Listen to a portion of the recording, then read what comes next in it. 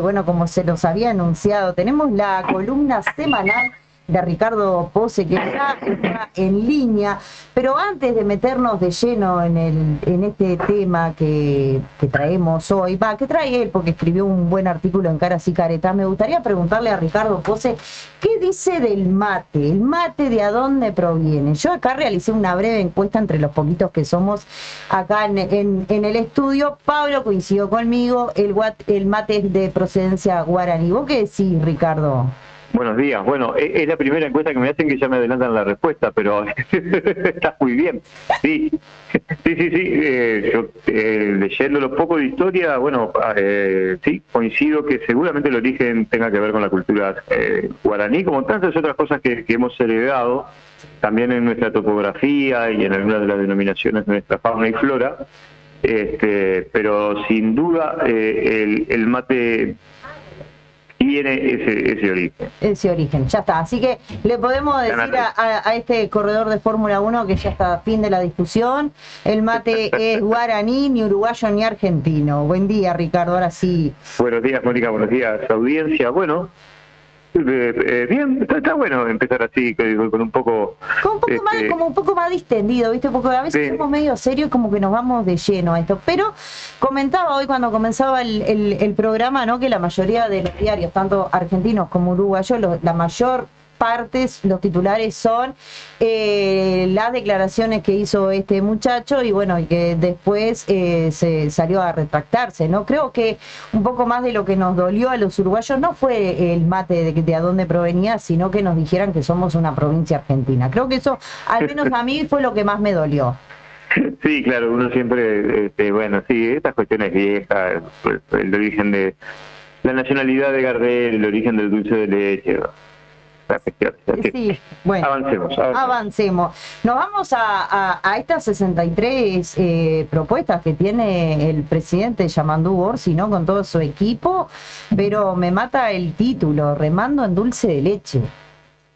Sí. El título tiene que ver con que en realidad unos días previos, incluso posterior, medio simultáneo, a que se reuniera el primer Consejo de Ministros del nuevo gobierno y definiera el impulso de estas 63 medidas, o 63 compromisos de gobierno, sí.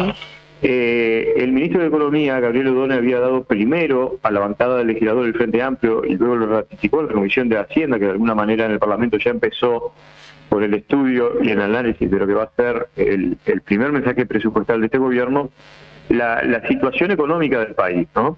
Y ustedes de alguna manera recordarán que todo esto primero se inició con una polémica generada a partir del informe que había realizado el ministro Gabriel Odone, pero que antes de que se conociera públicamente, varios dirigentes del anterior gobierno, sobre todo el senador Sebastián da Silva, de alguna manera había emitido un mensaje, recordarán ustedes, sobre la famosa figura gráfica del Ferrari, diciendo que bueno, que iban a heredar un auto Ferrari, que de alguna manera lo cuidaran porque se habían entregado en óptimas condiciones, y que algunos otros legisladores del Frente Amplio, siguiendo un poco con la imagen gráfica de ella, dijera que por el contrario lo que había recibido era un Ferrari, que incluso llegaron hasta plantear que no solo estaba abollado y chocado, sino que incluso le faltaba el motor. Sí. Pero más allá de esos fuegos de artificios,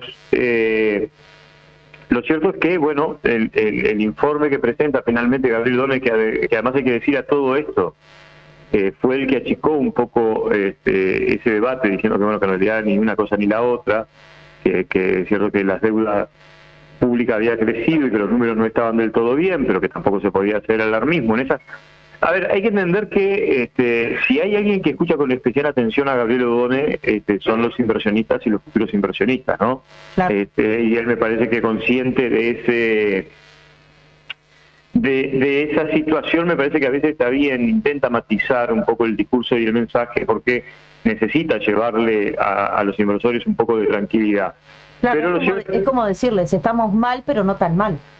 Sí, claro, un poco porque el inversionista, en la naturaleza humana no hay tipo más cobarde que quien invierte, y por supuesto que necesita algunas garantías para invertir capital. Entonces, bueno, allí están los ministros de Economía de alguna manera para poderle brindar de alguna manera cierta tranquilidad o ciertas garantías, y ese es el rol de O'Donnell, más allá de lo que yo creo que forma parte de su concepción económica, que habrá que ver cómo calza con el programa de gobierno del Frente Amplio. Y aquí es donde empezando por tu pregunta original, lo del título, ¿no? Sí. Que de alguna manera cómo este programa de transformaciones que se planteó el último Congreso del Frente Amplio es posible llevarlo adelante con la situación económica que hereda el gobierno de Yamandu Orsi.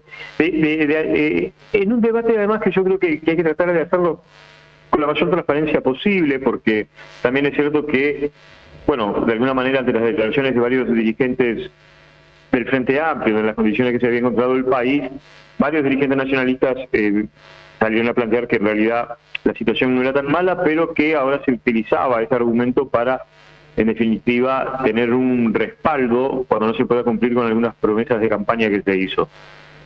Entonces, todo esto motivó a que yo llevara esta imagen gráfica, de decir que de alguna manera hay un programa de transformaciones en una situación donde el país, desde el punto de vista económico, está remando con dulce de leche. De hecho, hay muchos organismos, muchos ministerios que ya tienen comprometida la ejecución presupuestal de este año, ¿no? Porque ustedes saben que el presupuesto se va a empezar a discutir este año para empezarse a ejecutar el 26, pero lo que se hereda del presupuesto pasado compromete la capacidad de gestión de muchos organismos públicos en lo que va a ser el 2025. Dicho todo esto, bueno, los temas centrales, los problemas centrales que tenemos, yo recordaba que cuando hice la cobertura de la campaña electoral, tanto las internas como las nacionales, como el balotaje, varios dirigentes del Frente Amplio habían planteado con convicción que si algo debía hacer el nuevo gobierno del Frente Amplio, que ya está instalado, era no repetir las mismas cosas que se hicieron durante los 15 años de gobiernos pasados, porque de alguna manera este gobierno tenía que ser superador de la gestión de los 15 años de gobierno del Frente Amplio. Eso generaba una primera expectativa que era, bueno, a ver cómo se resuelve esto, porque también es cierto que la situación económica que permitió algunas transformaciones y que efectivamente hizo además en el primer gobierno del Frente Amplio el doctor Tabaré Vázquez unas transformaciones importantes, habría que ver cuál es la propuesta superadora. Y en el marco además de que, bueno, además de todo eso, bueno, ahora el informe parece venir a decir que quizás no haya tanto presupuesto como se necesita para muchas de esas transformaciones que se tiene planteado llevar adelante.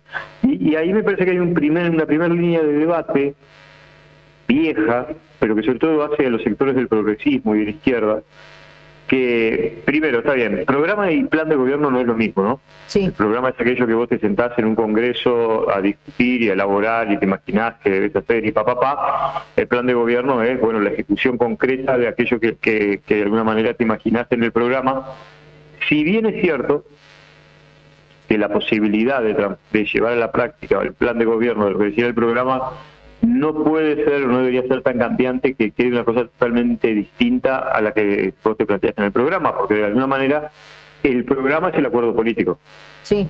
El plan de gobierno es la gestión, pero el programa es el acuerdo político que vos alcanzaste para decir, bueno, en definitiva nosotros vamos a acompañar esta propuesta electoral, vamos a acompañar estas personas a determinados cargos de dirección, porque acordamos que el programa de gobierno que se va a implementar este es un debate muy profundo y un debate constante, porque muchas veces efectivamente aquí empieza la otra cuestión del debate más filosófico, que es quienes entienden que la política es el arte de lo posible, y hay quienes entienden que la política, en este caso, si tiene una sensibilidad de izquierda, debe ser una política que permita transformar aquello que se entiende que es solamente posible. Y en el medio de todas esas cosas quedan entonces todas estas cuestiones que tienen que ver con las 63 compromisos de gestión propuestos o 63 medidas propuestas que en verdad, Mónica, sí. Lo mío, ustedes saben que no es una columna de comentarios políticos, pero bueno, hago periodismo político. En realidad uno podría decir, bueno, está bien, hay una serie de medidas que no son transformadoras, ¿no? Que en realidad no traen nada nuevo, pero que en la situación en la que se vuelve a reencontrarse con el país parecen necesarias. Lo que pasa es que el matiz podría parecer o resultar interesante si nos atenemos a toda la expresión que dimos antes. Por ejemplo, una cosa que además no es original de este gobierno, sino que dicen todos los gobiernos habidos y por haber de cualquier color político, ¿no? El primer punto o el primer compromiso de gestión de estas 63 medidas es la recuperación del salario real de los trabajadores. Bueno, uno podría decir que siendo un gobierno de izquierda, bueno fuera que no fuera un objetivo. Claro. ¿No? Y va de suyo que en un gobierno de corte progresista la recuperación del salario real de los trabajadores y tomar las medidas económicas que permitan a eso van de suyo. Pero de ahí a decir que esto es una medida transformadora, bueno, hay una distancia grande, ¿no? En realidad esto es más de lo mismo, por suerte, además habría que decir también, de lo que se intentó hacer durante los 15 años de gobierno pasado, pero no es nuevo, no es una medida nueva. La reimplementación del Sistema Nacional de Cuidados, con ser sumamente necesaria, me refiero que hay una serie de medidas que son necesarias, yo diría que incluso hasta imprescindibles, primero porque se han dejado de llevar adelante, se han dejado de ejecutar por parte del gobierno de Luis Lacalle Pou, pero que sigue dejando ese gustito de, ¿dónde viene lo nuevo? ¿Dónde viene lo transformador? En ese sentido, es bueno recordar que, por lo menos una de las cosas que ha propuesto y que ha planteado el presidente del Frente Amplio, Fernando Pereira, es que este gobierno, llamando Orsi, debería ser el gobierno que iniciara un ciclo de transformaciones progresistas, imaginándose un Uruguay de acá al 2050. Entonces, de vuelta a lo del título, ¿no? Remando el dulce de leche, o si se quiere, remando en el mismo lugar, ustedes que son una población cercana a la costa y a la cultura de río, y de actividades acuáticas, saben de esa sensación de estar metiendo remo y que el bote no se mueva del lugar. Claro, también Ricardo, perdona que te corte, pero digo, no. Tal vez muchísimos uruguayos tenían no sé cómo decirle, la expectativa, ¿no?, de que a partir del 2 o el 3 de marzo iban a empezar a ver alguna de las medidas, ¿no?, que en campaña dijo que iban a hacer. Entonces, cuando empiezan a pasar los días, es como que vos decís, esto no está funcionando, ¿qué va a cambiar? Uh-huh. Bueno, esa es una sensación generalizada que hemos encontrado en varios sectores de la sociedad, sobre todo de izquierda, de sentir como dos cuestiones. Una cierta lentitud en la gestión de gobierno, ¿no? Alguna gente que nosotros hemos consultado nos ha dicho, pero recién nos estamos terminando de instalar, todavía hay equipos que se están terminando de definir, pero lo cierto es que la sensación general es que como que el gobierno viene a un ritmo demasiado lento. También es cierto que nosotros veníamos acostumbrados rápidamente a lo que fue aquel temporal de medidas que en el primer año instaló el gobierno, o en los primeros meses instaló el gobierno de Lacalle. Yo qué sé, yo pongo por ejemplo uno de los ejemplos que me parece más contundente, ¿no? Que poco antes del 1 de marzo, quien fuera el ministro del Interior, Jorge Larrañaga, recordarán ustedes, había impulsado una gran movilización para el primer día de marzo, el segundo día de marzo, de las fuerzas policiales en lo que era el combate a las bocas de narcotráfico, con un despliegue de las fuerzas policiales motorizadas y todo lo demás. Y en realidad, si uno mira ahora, lo que hubo fue un informe a los legisladores de la realidad de seguridad del país con un programa a aplicarse en el 2026. Ajá. Sí. Está bien. Mirad a las dos fotos, lo que los cráneos en comunicación nos dicen este gobierno está apuntando a ejecutar medidas profundas y de fondo, pero no en el marco de la presentación del humo que hacía el gobierno pasado. O sea, en buena síntesis es, nosotros vamos a aplicar un plan de seguridad que lo vamos a llevar adelante, que va a permitir transformar la realidad que tenemos hoy, pero no lo vamos a hacer bajo una serie de anuncios como este ejemplo que acabo de dar, por ejemplo, el planteo de el ministro Larrañaga en lo que iba a ser el combate a las bocas de microtráfico. O sea, tenemos que esperar que empezar a ver un poco más, un par de meses más tal vez, que empiecen a tomar algunas medidas. Bueno, por lo menos que nos empecemos a enterar. Yo creo que medidas se están tomando. Lo que pasa es que también ese es el otro problema. La sensación de que el gobierno está lento en su arranque también tiene que ver con una política comunicacional que a mi entender está demasiado centralizada, ¿no? al punto de que, por ejemplo, para los trabajadores de la prensa es bastante engorroso lograr entrevistas con ministros de Estado, ¿no? Solicitar una entrevista y lograrla finalmente pasa por una serie de filtros que no conocíamos, porque si eran los gobiernos del Frente Amplio se daba. Nosotros entendemos, me parece que la cautela es un perfil de este gobierno, y en realidad hay como una idea de cuando haya anuncios nosotros le vamos a avisar, no comprendiendo que el rol del periodismo en realidad no es solo difundir los anuncios oficiales, sino que realizar realmente tareas de labor periodística. Sí. Entonces, esta concepción me parece que a mí va a generar algunos problemas.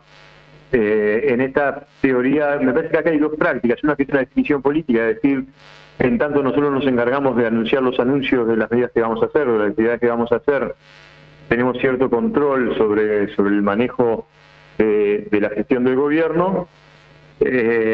Y por el otro lado me parece que se han instalado en algunos lugares de comunicación una serie de profesionales de todos estos temas que, si uno lo mira con una óptica de lo que han sido los gobiernos de izquierda, pesa más esta suerte de mi gestión como comunicador que los intereses políticos de la fuerza política.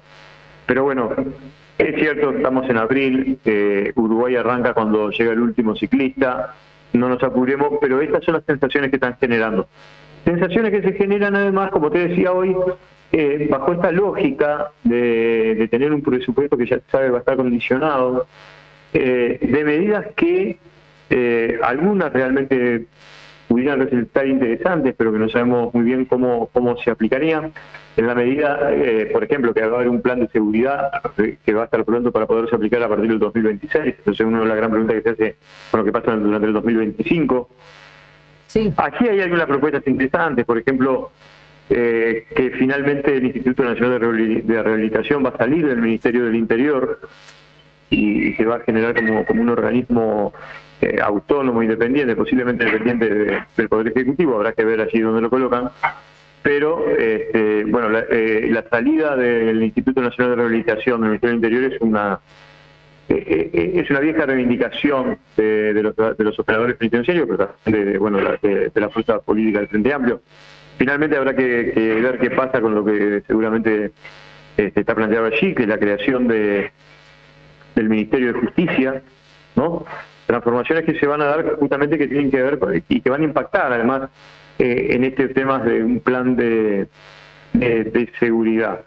Pero en todos los rubros hay, bueno, por suerte en algunos rubros, como por ejemplo el transporte, se va a volver a aplicar lo que era el control del sistema de transporte de carga, carretera, que había sido desmantelado en la gestión, bueno, desde que fue la propuesta, pero finalmente la terminó de desmantelar el ministro Falero.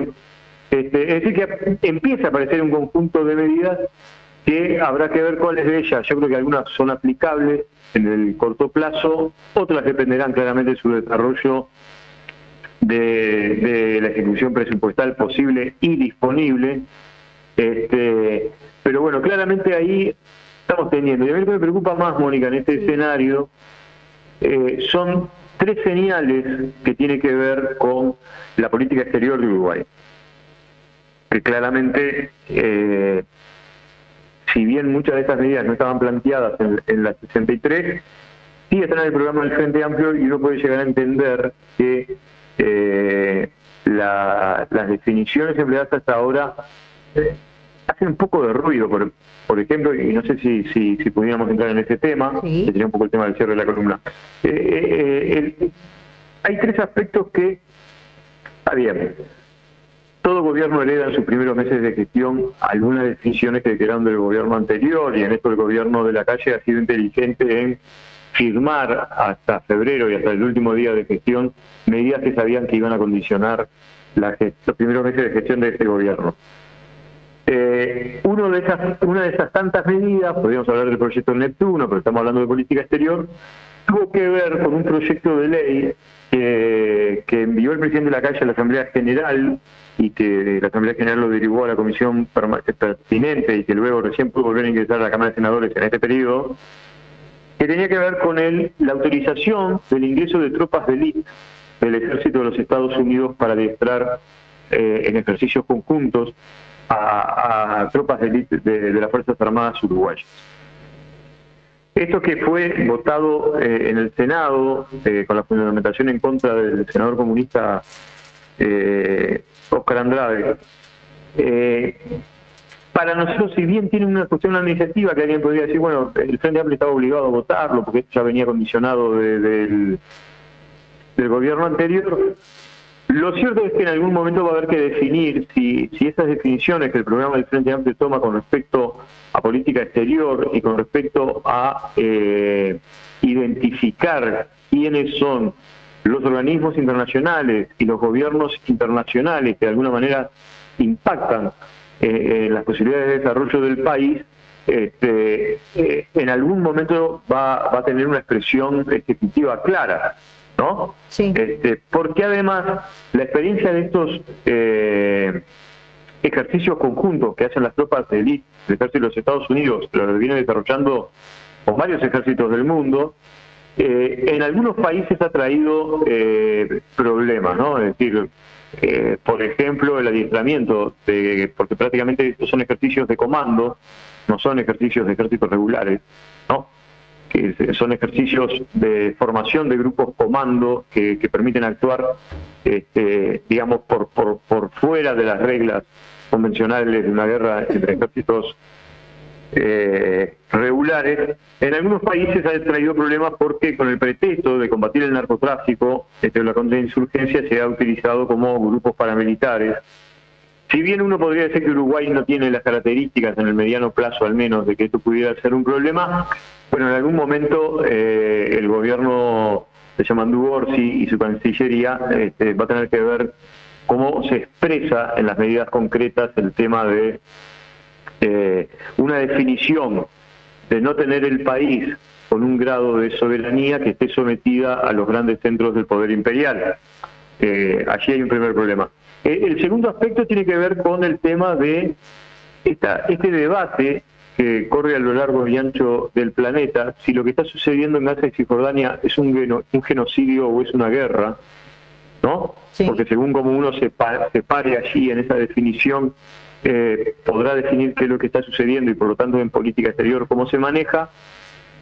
Y es una cosa que a mí me llamó la atención porque Mario Lubestini, entre otras cosas, ha integrado, yo creo que todavía integra el Cibloki, que es una antaña organización judeo progresista en Uruguay, más concretamente, popularmente se lo conoce como los judíos de izquierda, y que sin embargo en sus declaraciones públicas se ha definido por la tesis de la guerra, una guerra entre el Estado de Israel y el grupo Hamás, en una cuestión que parece ir bastante a contrapelo de lo que incluso la propia mesa política del Frente Amplio ha definido con respecto a lo que está sucediendo en Gaza y Cisjordania. Yo entiendo el peso que tiene, incluso desde el punto de vista comercial. Hace poco varias toneladas de ganado en pie se acaba de exportar para Israel. Yo entiendo el peso que tiene ciertos sectores de la comunidad en Uruguay, pero me parece que esto de afiliarse a la teoría de la guerra poco ayuda, porque realmente lo que está viendo en Gaza es una masacre, es un genocidio, y muchas veces quizás lo mejor hubiera sido el silencio oportuno, ¿no? En un debate que además ahora, como tú sabrás, hoy a la tarde el Consejo Directivo Central de la UDELAR va a definir otro proyecto de ley que se hereda del gobierno pasado, que es la instalación de la oficina de la ANI en Jerusalén, en un acuerdo con una universidad de Jerusalén. Elemento que fue muy cuestionado por las organizaciones solidarias con la situación en Palestina, y que bueno, hoy el Consejo Directivo Central de la UDELAR va a definir qué hace con esa agencia. La UDELAR no tiene condiciones para solicitar que se retire la agencia de Jerusalén, pero sí algunos han planteado la posibilidad de no enviar científicos, sino colaborar en programas de investigación y colaboración científica hasta que por lo menos la actual situación de lo que está sucediendo entre Israel con los palestinos tenga una definición clara de parar con el genocidio. Ajá. Y el tercer elemento que me parece que genera un antecedente complicado es esta postura del medio abstencionista del canciller Lubetkin de no reconocer ni a Edmundo González ni a Nicolás Maduro como presidentes de Venezuela, o mejor dicho, no reconocer los resultados electorales, por lo tanto, no se da de suyo que no reconocerlos como presidentes, sobre todo Nicolás Maduro, generando un antecedente complicado. Yo sé que para lo que ha sido la política exterior del gobierno que se acaba de ir, las declaraciones del canciller de no reconocer a Edmundo González y a lo que es la presencia de los venezolanos en Uruguay es una señal fuerte,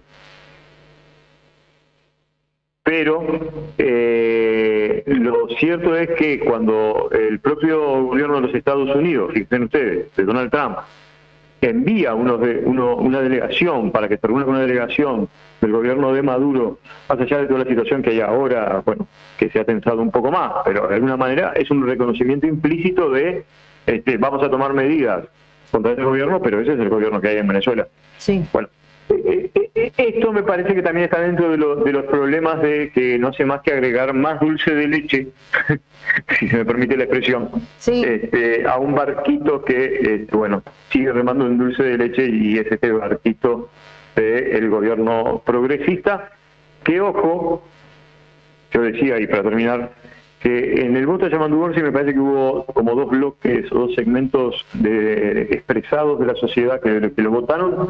Uno tiene que ver con mucha gente que en su pasado votó al gobierno multicolor, que de alguna manera quedó desencantado. Son muchos de los que antes votaban al Frente Amplio y en algún momento decidieron probar con Talvi, y ahora de alguna manera vuelven medios desencantados. Algunos que en su momento votaron a Mujica y salieron a probar con Manini y también vuelve desencantado. Pero hay otro sector que podríamos decir que es el sector duro o convencido del Frente Amplio, que es el que sigue impulsando por definiciones de un programa de izquierda, y el que uno puede percibir entre susurros en estos primeros meses un cierto no descontento, pero por lo menos no conformidad. No, claro.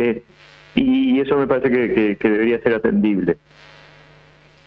Atendible, y tal vez lo que se quiere escuchar, ¿no? Es, bueno, como vos decías un poco al principio de la columna, el hecho de que veníamos muy acostumbrados, ¿no? Que cada poco tiempo, al menos en el primer tiempo del mandato de Lacalle Pou, ¿no? Que era algo de casi todos los días, donde escuchábamos nuevas medidas, nuevos ajustes. Está bien, nos agarró pandemia de por medio, ¿te acordás? Aquellas conferencias de prensa que se esperaban. Digo, me imagino que vos estarías cubriendo alguna mientras nosotros mirábamos por televisión, pero era como que estábamos esperando todos los días una noticia nueva.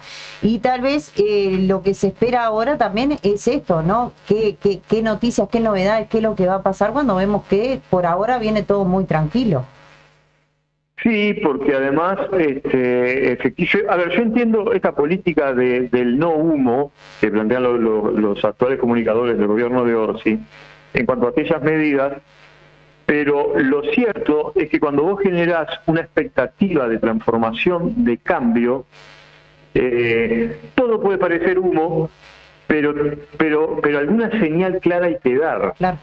Porque si no, uno tiene la idea, y me parece que es la sensación que está generando, de que, bueno, se inició un gobierno con mucho cautela, que todavía está tratando de armar los equipos, que está tratando de ver qué definiciones o qué cosas se toca o no. Hoy, mira, justamente yo lo hablaba con un colega de nosotros, Gustavo Gómez, director de Observacom, que él me planteaba, dice, mira, yo estoy medio sorprendido porque en realidad yo planteé en mis redes una de las definiciones que tomó, por ejemplo, el Poder Ejecutivo o el gobierno de no derogar, algunos aspectos de la ley de medios. Sí. Y mucha gente salió a aplaudir y casi como que un festejo, y yo no les quise pinchar el globo, me decía él, pero en realidad le decía que esta es una pequeña medidita tomada, ¿no? Que es como esto, como que mañana, no sé, está el ministro de Economía en conferencia de prensa a decir, es compromiso de este gobierno el aumento del salario real de los trabajadores. y que como no hay nada más en la vuelta, la gente saca a festejar porque es lo único que tiene para festejar. Claro. Y eso me parece que en el tiempo empieza a desarrollar un proceso que es bastante complicado, digamos, y por ejemplo tiene que ver también con los aspectos de la seguridad pública, ¿no? O algunos otros aspectos de vivienda, donde en realidad uno esperaría que en algún momento, sin circo, pero se pudiera dar a conocer algunas de las medidas que se van a tomar. Que se van a tomar, sí, y bueno, está como lo que vos decías, ¿no? Algo que se habló tanto el año pasado sobre la ley de medios, cuando la nueva ley de medios que aprobó la calle Pou, que después te acordás de todo el artículo, creo que era el 72, ¿no? Que había impuesto cabildo abierto, y ahora cuando se retrocedió con esto, dicen, bueno, está, obvio, vamos a aplaudir, es algo, ¿no? Que al menos lo primero. Exactamente, pero bueno, sí que veremos, Mónica. Yo sé que también estamos en abril, tenemos la Semana Santa de Turismo por delante, y que además estamos en la campaña electoral de los gobiernos departamentales. Todo eso seguramente no está favoreciendo a que se pueda visualizar más qué es lo que se está haciendo desde el gobierno nacional, pero bueno, quizás haya que esperar un poco más. En mayo seguramente volveremos a hablar de esto.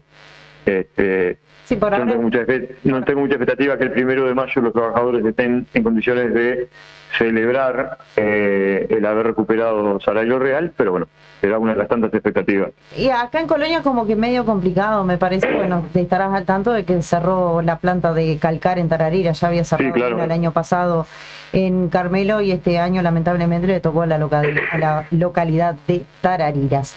Ricardo Pose, como siempre, ha sido un gusto charlar contigo. Igualmente, nos estaremos escuchando, bueno, el martes no sé, pero si no, ahí estaremos al firme. No, ¿por qué el martes no? Ah, porque es Semana de Turismo el martes que viene. No, vamos a estar firme acá, seguro, bueno, que hasta el jueves o viernes seguro que estamos firmes. Un abrazo, Ricardo. Ahí estaremos. Dale, abrazo.